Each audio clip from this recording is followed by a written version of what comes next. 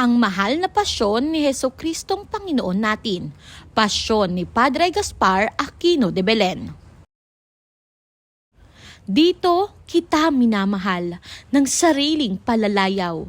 Ikaw ang ibig kong tunay, di ko pinagsasawaan ng sinta kong walang tahan. Dito kita pinipita ng buong palalasinta. Yaring munti kong anyaya, tanggap din magdalita ka't pakundanganan ang ina. Dito kita kinukosa ng anyaya kong dakila, tapat na pagkakalinga kung ikaw bunso'y mawala, sa aba ko ayang aba. Di na ako magbalata na ikaw na ang bahala, ay inang kaawa-away sa lalaot mandinggit na, binabagyong walang tila. Dito kita nililiyag ng sinta kong walang likat. Ako man din nababagabag, di lang kasamaan ng palad, lungmagmak sa aking lahat. Dito kita kinakasi ng budhing di masasabi. Di ko maubos ang dili, niring lumbay kong malaki, pagsira ng iyong puri. Dito kita binabati ng yokot malaking bunyi. Yaring hapis ko'y maioli, ang anak kita man ngani, Diyos karit poong hari. Dito kita iniibig ng sinta kong walang patid. Yaring aking pananangis, ikaw ang linaw ng langit. Baguin ngayoy pawang dongis. Dito kita ginigiliw ng di daya kundi galing, na ako'y iyong alipin kung tawagin mong inahin, kamatayan kumang dinggin. Dito ako napaaako, napatatawag ina mo. Bungso ako'y paaano, saan ako magtutoto, yung maulila sa iyo? Dito kita sinusuyo, pinakaaamo-amo, ikaw may di nalililo, tunghi ang luha kung lalo, dugong magmula sa puso. Dito kita iniirog ng panininta't pagsusnod, magpasubali kang loob, mabalino ka't pasahot, sa sosong iyong inot-ot. O lagda ng mga santos, anak ko't anak ng Diyos, ikaw bagay aling buktot, aling salaring puyapos, ipapako ka sa krus. Dito kita iginagalang ang malaking pagdarangal, di ko na bungso dagdagan, sukat na ang iyong ngalan, turan ko't ipanambitan.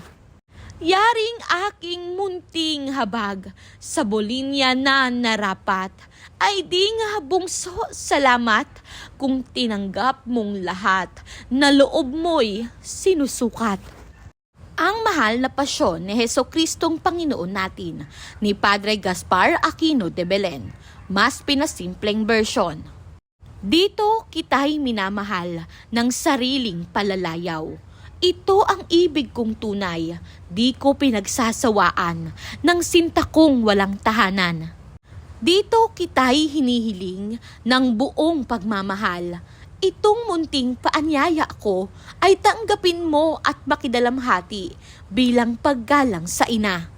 Dito kita'y hinihiling sa aking dakilang paanyaya ng may tapat na pagkalinga, kung ikaw bunso ay mawala, kay saklap ng aking kawawa.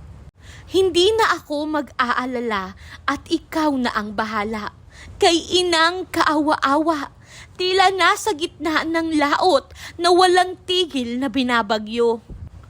Dito kita'y minamahal ng pag-ibig na walang hanggan.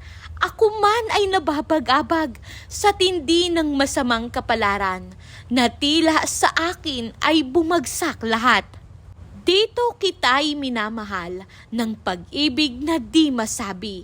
Hindi ko kayang maubos ang matindi kong dalamhati sa paghamak sa iyong dangal. Dito kita'y binabati ng may galang at dakilang papuri. Naway maibsan itong aking hapis sapagkat anak man kita, ikaw ay Diyos at Poong Hari. Dito kita'y iniibig ng may pag-ibig na walang patid. Sa gitna ng aking pagdurusa, ikaw na dating liwanag ng langit, ngayoy sugatan at puno ng dungis. Dito kita'y minamahal ng tapat at walang daya. Ako'y handang maglingkod sa iyo. Kung tawagin mo ako'y ina, kahit kamatayan ay haharapin ko. Dito ako'y napapahagulgol sa pagtawag mong ina sa akin. Bunso, paano na ako? Saan ako tutungo kung maulila ako sa iyo? Dito kita'y sinusuyo ng buong pag-aamo. Ngunit hindi ka man natinag, lalo akong napapaluha na parang dugo ang dumadaloy mula sa puso. Dito kita'y iniibig at sa hirap mo'y nakikiisa.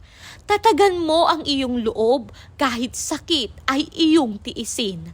Narito ang inang sa iyo'y kakalinga.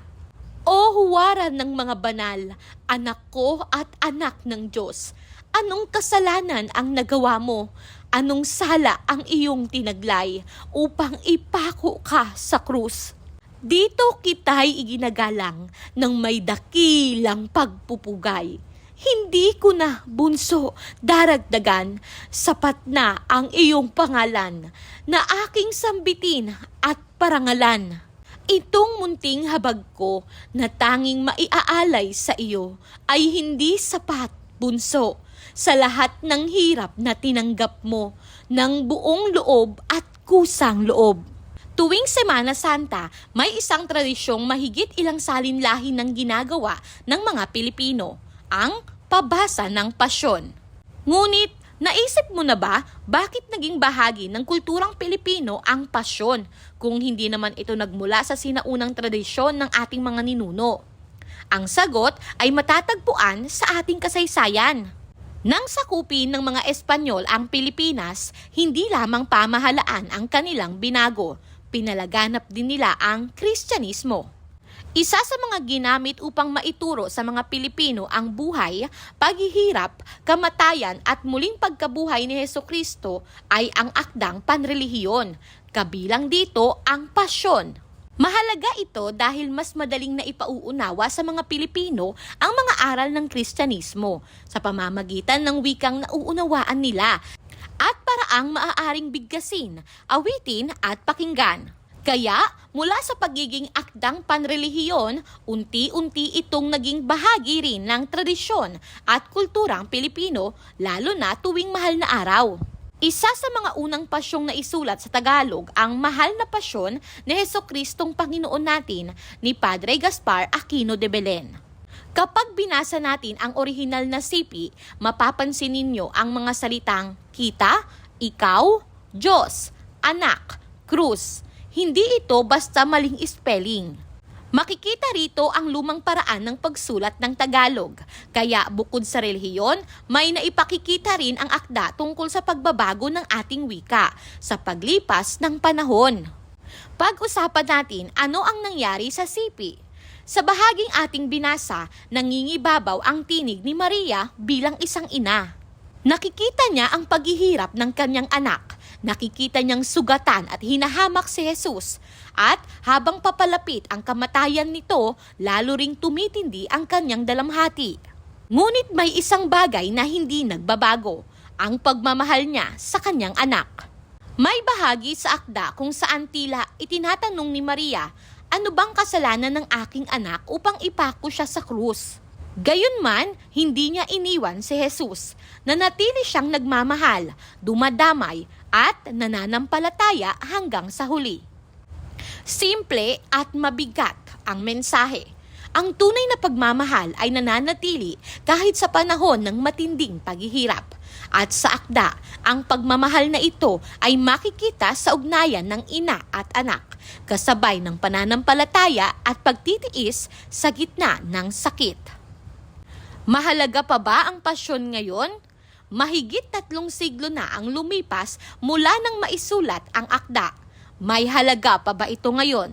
Ang sagot ay oo. Hindi lamang dahil patuloy pa ring isinasagawa ang pabasa tuwing mahal na araw.